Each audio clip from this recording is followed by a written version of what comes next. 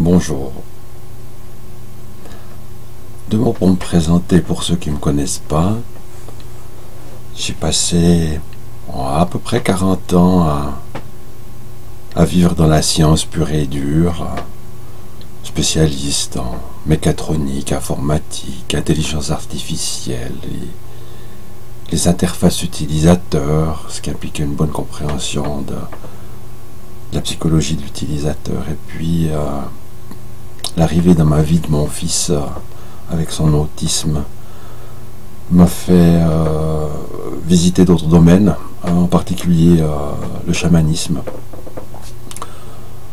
Chamanisme que j'ai pratiqué jusqu'à être reconnu par mes pairs comme étant moi-même chaman. Et puis finalement, j'ai suivi une formation d'hypnothérapeute en hypnose ericksonienne. Et puis j'ai pratiqué cette hypnose, j'ai pratiqué le chamanisme, j'ai pratiqué quelque chose qui a une mixture en fait de tout ce que j'ai découvert, appris jusqu'à ce jour. Alors j'ai une petite pratique, j'ai des gens qui viennent me voir et dans ce que je raconte à ces gens, il y a toujours ou presque toujours une partie commune. Il y a vraiment un noyau, une information qui est nécessaire de faire passer presque à tout le monde. Et je me suis dit que ce serait peut-être intéressant de faire une vidéo pour passer cette base, pour passer cet élément clé. Pour présenter cet élément clé, je vais commencer par vous parler d'un truc dont vous avez peut-être déjà entendu parler, c'est les paradigmes. Les paradigmes, c'est un concept qui met en évidence le fait qu'entre les choses dont on a conscience et les choses que l'on voit ou que l'on entend ou que l'on sent, il y a une distance, il y a un filtre. Si je regarde autour de moi, mes yeux voient des milliers de choses, mais ma conscience ne reçoit qu'une petite partie de toutes ces choses. Par exemple, si je vais aux champignons, je suis passionné de champignons, je vais voir le moindre petit champignon à une grande distance. Mais mon ami, lui, qui est plutôt passionné par les fleurs, par les orchidées, lui verra un orchis juste à côté du champignon. Moi j'ai vu le champignon, mais j'ai pas vu l'orchis. Lui, il a vu l'orchis, mais il n'a pas vu le champignon. Comment cela se fait-il?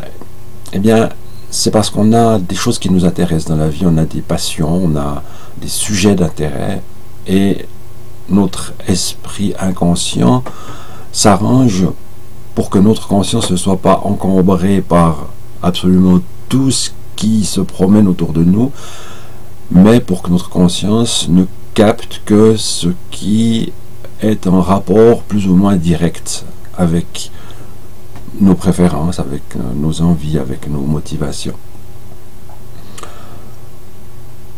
Ainsi, on loupe énormément d'informations, mais c'est pas si grave parce que c'est des informations qui au final ne nous concernent pas vraiment.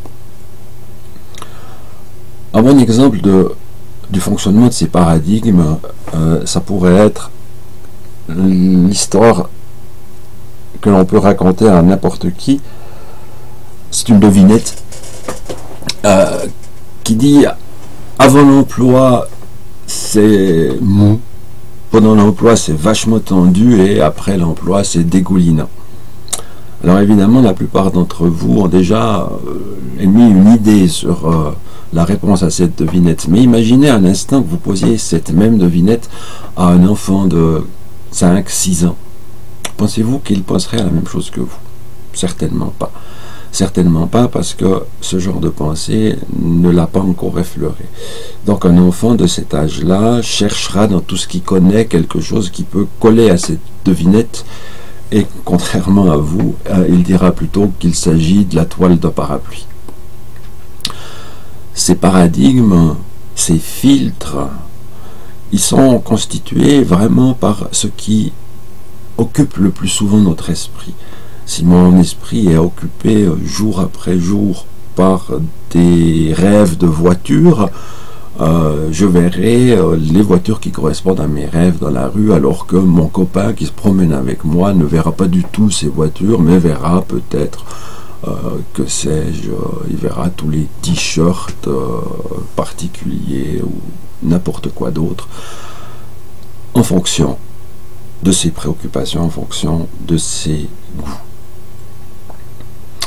Ce qui est intéressant de voir à partir de là, c'est que cette compréhension est d'une puissance extraordinaire. Les scientifiques sont amusés à faire un test. Ils ont invité des gens à venir participer à une expérience. Et ils distribuaient à ces gens un questionnaire suivi d'un livre d'images, suivi d'un dernier questionnaire, en leur expliquant que le livre d'images, c'était un carnet de publicité, et puis que ce qui les intéressait, c'était de savoir comment ces images étaient perçues par des citoyens lambda. Le premier questionnaire était en réalité un questionnaire pour déterminer si ces gens se sentaient plutôt chanceux ou plutôt malchanceux, plutôt optimistes ou plutôt pessimistes. Ensuite, le livre d'images comportait des petites notices entre les images, des petits textes en tout petit. Et parmi tous ces textes en tout petit, il y avait un texte qui disait « Si vous lisez ceci, à la fin du test, passez au bureau A328, on vous remettra 100 francs. » Et puis, la dernière partie, c'était quelques questions sur les textes. Quelle est l'image qui vous a le plus marqué ? Dans quel paysage auriez-vous préféré passer vos vacances, etc. Le résultat de cette expérience est qu'un petit pourcentage des gens ont vu l'annonce concernant les 100 francs à récupérer au bureau A312 et se sont rendus au bureau A312. Alors là, on a relevé leur identité et puis on leur a donné effectivement 100 francs. Et le résultat final de cette expérience a été de démontrer que les seuls qui sont allés réclamer leurs 100 francs au bureau A312 sont ceux qui se considèrent comme chanceux et optimistes. Les autres n'ont simplement pas vu ce texte. Bien sûr, leurs yeux ont vu ce texte, mais leur conscience n'a pas vu ce texte. Et leur conscience n'a pas vu ce texte parce que ce texte leur permettait de se sentir encore plus chanceux et encore plus optimistes. Alors ceux qui se sentaient malchanceux n'ont pas pu voir ce test, parce que leur inconscient est à leur service. Il est là pour leur permettre d'expérimenter exactement ce qu'ils veulent expérimenter. Et s'ils occupent leur esprit quotidiennement avec des pensées de type « je ne suis pas chanceux », eh bien leur inconscient leur permettra de voir tout ce qui dans la vie va les conforter dans cette idée de ne pas être chanceux, mais va masquer à leur conscience, va masquer à l'observateur tout ce qui pourrait lui faire croire qu'il a eu de la chance. Entre la réalité qui nous entoure et l'observateur à l'intérieur de nous, il y a ce filtre pour les choses qui entrent, mais il y a aussi un filtre pour les choses qui sortent. Imaginez par exemple que vous êtes dans une société et que le patron annonce qu'il y aura des licenciements. Il peut y avoir une personne qui a peur de perdre son travail. La personne qui a peur de perdre son travail va se sentir opprimée, elle va regarder tout avec méfiance, elle va avoir une attitude assez peu enviable et qui ne va certainement pas faire envie à son chef. Et il peut y avoir aussi une personne qui a envie de garder son travail. Alors la personne qui a envie de garder son travail sera une personne qui sera alerte. Elle aura envie de trouver quelque chose pour rendre service, de montrer qu'elle est là, qu'elle est efficace, qu'elle veut faire quelque chose pour cette société. Elle aura une attitude totalement ouverte. Et évidemment, il y a de fortes chances pour que la personne qui soit renvoyée soit celle qui a peur de perdre son travail et que celle qui soit conservée soit celle qui a envie de garder son travail. Simplement parce que l'état d'esprit de la personne aura induit un comportement et que ce comportement aura influencé les personnes à l'extérieur. Ainsi donc, ce qui occupe majoritairement notre esprit va nous permettre de voir ou de ne pas voir des choses à l'extérieur et va nous permettre de communiquer avec l'extérieur comme si on portait une immense pancarte sur laquelle il est écrit « Je veux ceci » ou « Je veux cela ». Et les autres lisent cette pancarte et même si ils ne le font pas consciemment, inconsciemment ils y répondent. On commence à voir à ce niveau-là l'importance qu'il y a à occuper ses pensées avec quelque chose qui corresponde à ce que l'on souhaite. Et c'est exactement l'essence de tout ce qu'on trouve dans des ouvrages comme ceux de Christophe André ou même la méthode Coué. C'est ce qu'on trouve aussi dans des théories un peu plus alternatives comme comment est-ce qu'ils appellent ça, les lois de l'univers, la loi d'attraction, etc. Tous les scientifiques, les ésotériques disent la même chose au final. Il est important d'avoir en tête des choses qui correspondent à ce que l'on souhaite. Mais bien sûr, certains pourraient penser que c'est du positivisme malsain, c'est se voiler les yeux, c'est faire la politique de l'autruche, des choses comme ça. En réalité, il n'en est rien. J'ai un ami qui est passionné de course de voiture, il fait du rallye et un jour où je me promenais avec lui, on a un peu perdu le contrôle, enfin il a un peu perdu le contrôle de la voiture et ça a été pour lui l'occasion après coup de m'expliquer ce qu'un de ses professeurs de voiture, de pilotage, lui avait expliqué à ses débuts. C'est-à-dire que quand on perd le contrôle de son véhicule, il faut éviter de regarder les obstacles, mais il faut regarder l'objectif. S'il y a 2 arbres, il ne faut surtout pas fixer son attention sur un des 2 arbres, parce que si on fait ça, notre inconscient va considérer que c'est l'objectif, et notre inconscient est un bon petit soldat qui ne discute pas les ordres. Et s'il y a une possibilité d'arriver dans l'arbre, il va faire tout ce qui est en son pouvoir pour arriver dans l'arbre.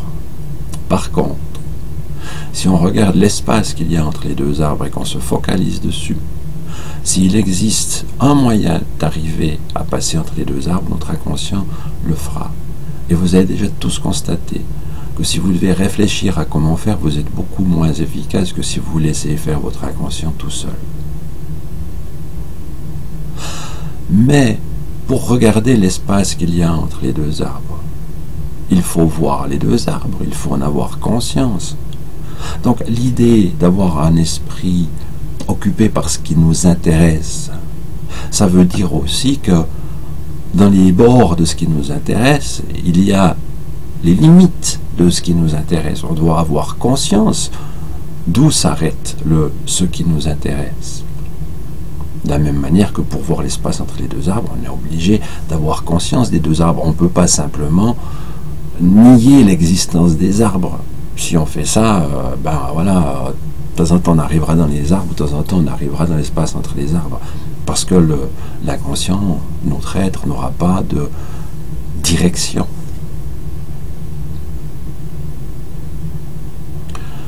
Alors c'est facile à dire, mais c'est moins facile à faire. Alors aussi longtemps que c'est facile à dire et pas facile à faire, le mieux c'est de commencer par le dire. Et puis, gentiment avec le temps, de le faire de plus en plus. Commencer par le dire, ça peut être simplement de contrôler un peu son langage et puis de ne parler que des choses qui nous intéressent.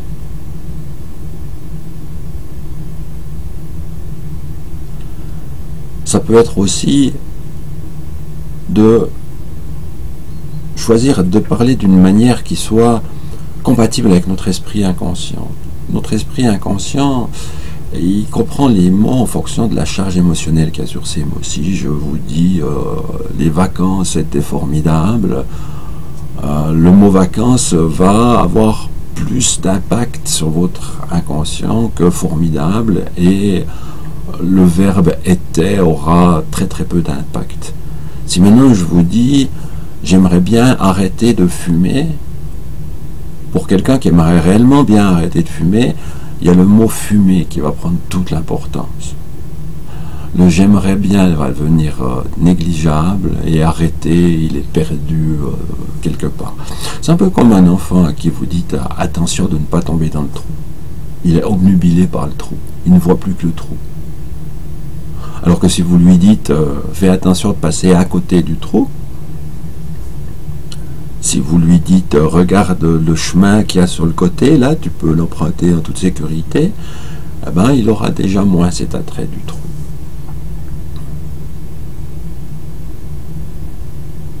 Alors comment choisir les mots pour que notre inconscient comprenne vraiment ce que l'on veut? Toutes les négations sont à peu près ignorées par l'inconscient. Si je dis à l'inconscient je ne veux pas manger, l'inconscient capte manger principalement. Si je dis à l'inconscient je veux arrêter de fumer, l'inconscient capte fumer. Si je dis à l'inconscient je ne veux pas souffrir, l'inconscient comprend souffrir. Mais en même temps, cette négation qui peut nous poser un problème dans ce cas-là peut devenir un outil. Si vous ne vous sentez pas encore intelligent, mais que vous vous répétez je ne suis pas encore intelligent, votre inconscient va surtout retenir intelligent. Et puis en ajoutant le mot encore, je ne suis pas encore intelligent, il va aussi retenir que ça va venir. Il y a une notion de positivisme, une espèce de confiance dans l'avenir. On peut aussi dire je ne suis pas déjà intelligent, je ne suis pas déjà capable de faire ceci, ou je ne suis pas déjà zen, etc., etc. Au lieu de dire j'ai peur de perdre mon travail, dites j'ai envie de garder mon travail.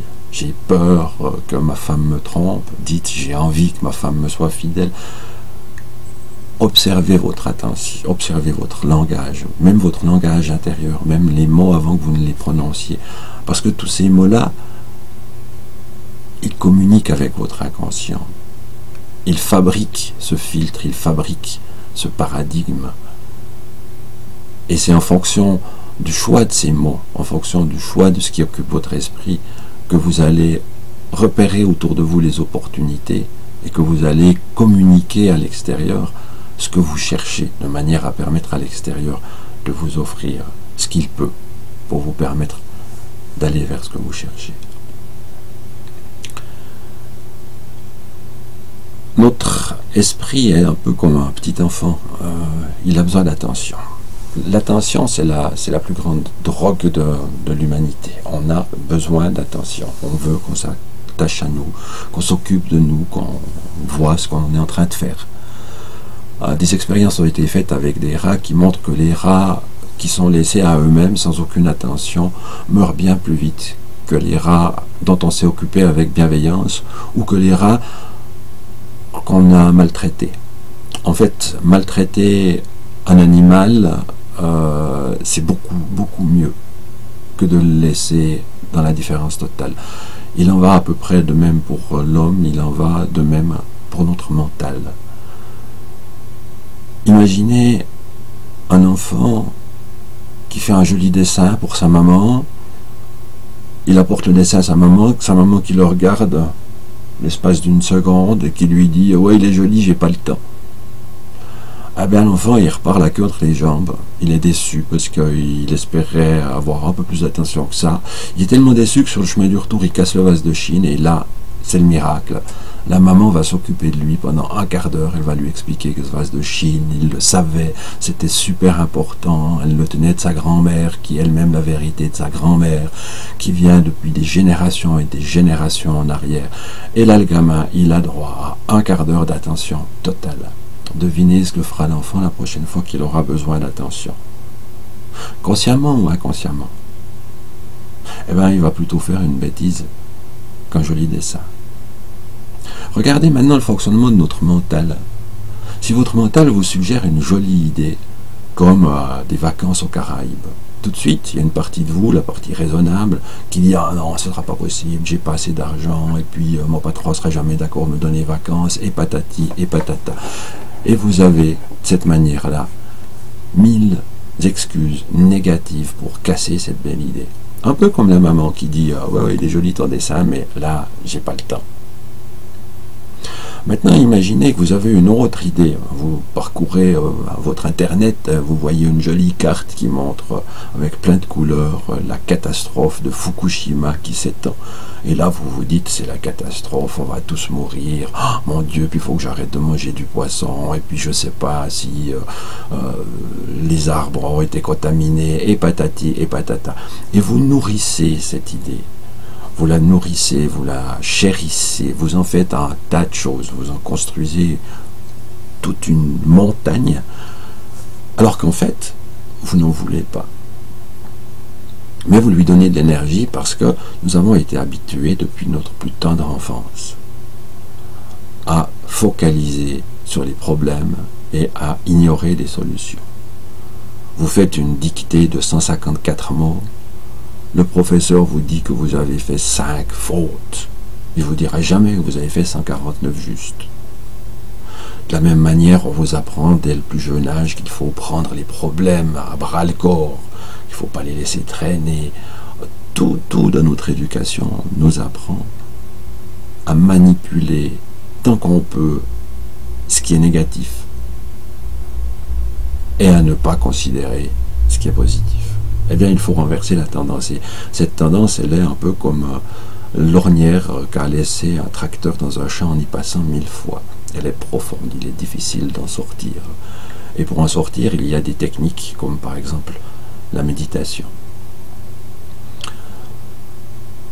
La méditation, c'est un espace à l'intérieur de soi dans lequel on essaye de maintenir notre esprit stable sur un sujet. Une observation, l'observation de son corps, l'observation de sa respiration, l'observation d'une pensée. En fait, notre esprit est un peu comme un chien, et nous, l'observateur, nous serions le maître du chien. Alors, dans la vie de la plupart des gens, le chien se promène et promène le maître. Et de temps en temps, on a vraiment quelque chose qu'on veut faire, auquel on tient, et alors là, c'est le maître qui promène le chien.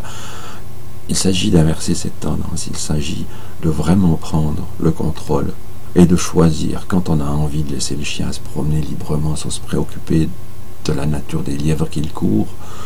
Quand est-ce qu'on a envie de le suivre, pourquoi pas, mais surtout de le garder en laisse pour qu'il fasse ce que l'on veut la majorité du temps. Car plus on passe de temps à chérir nos rêves, et moins on passe de temps à chérir nos peurs, et plus nous allons voir autour de nous les opportunités de réaliser nos rêves, et créer autour de nous les conditions nécessaires à la réalisation de ces rêves. Il y a d'autres techniques, il y a toutes sortes de mantras par exemple. Vous pouvez répéter un calcul mental. Vous pouvez compter jusqu'à 10 et compter jusqu'à 10 et compter jusqu'à 10 et compter jusqu'à 10 inlassablement. Et vous allez voir que vous allez avoir des pensées plus calmes, plus tranquilles. Mais encore votre esprit va essayer de s'échapper. Vous allez probablement courir avec. Et tout à coup vous dire « Ah, j'étais de nouveau complètement perdu, qu'est-ce que je faisais là ?» Un autre exercice qui est sympathique pour apprendre à maîtriser son esprit, pour apprendre à rester vigilant, c'est un exercice qui consiste à raconter ce qui se passe au niveau de nos sens ici et maintenant. Vous vous asseyez là où vous êtes et puis vous racontez ce que vous ressentez, ce que vous voyez, ce que vous entendez. J'entends le ventilateur de mon ordinateur. Je vois la bande d'enregistrement qui clignote. Je sens le poids de mon corps appuyé sur cette chaise. Je vois à l'arrière-plan cette tapisserie. J'entends un cliquetis à la cuisine. Je sens l'odeur de l'encens que j'ai fait brûler tout à l'heure. Vous verrez que de pratiquer cet exercice pendant un certain temps vous permet de prendre le contrôle sur votre esprit, de restreindre votre esprit à des choses qui sont ici, maintenant.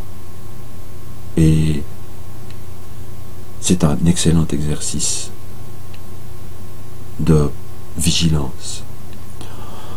Ensuite, il est clair qu'il faut, dans la mesure du possible, éviter toutes les situations dans lesquelles votre esprit est amené vers des pensées qui ne vous intéressent pas. Évitez la télévision, évitez les nouvelles qui ne font que vous parler de guerre.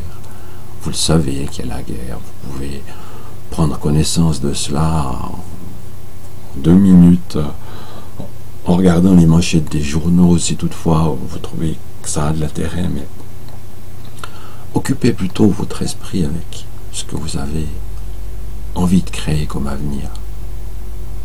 Imaginez que toute la planète occupe actuellement son esprit à penser à toutes les horreurs, à se dire « Ah, il faudrait éviter qu'il y ait des guerres, ah, il faudrait éviter qu'il y ait des famines, ah, il faudrait éviter qu'il y ait des maladies », sans se rendre compte qu'en occupant leur esprit avec tout cela, ils sont en train de créer ce qu'ils voudraient justement éviter, car c'est ainsi que cela fonctionne.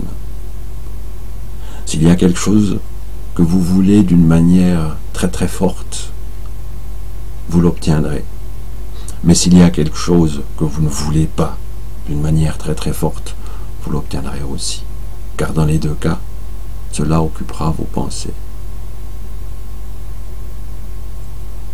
J'espère que cette vidéo vous aura permis de comprendre l'importance fondamentale qu'il y a à reprendre le contrôle de ses propres pensées, à être le maître à bord, à être celui qui promène le chien. Et j'espère que cette prise de conscience vous donnera la force, l'énergie, la motivation pour mettre en place des exercices, pour les inventer vous-même, ou pour les trouver ici et là, par exemple sur Internet ou dans des cours de développement personnel, ou quoi que ce soit. Et je vous souhaite de merveilleuses créations.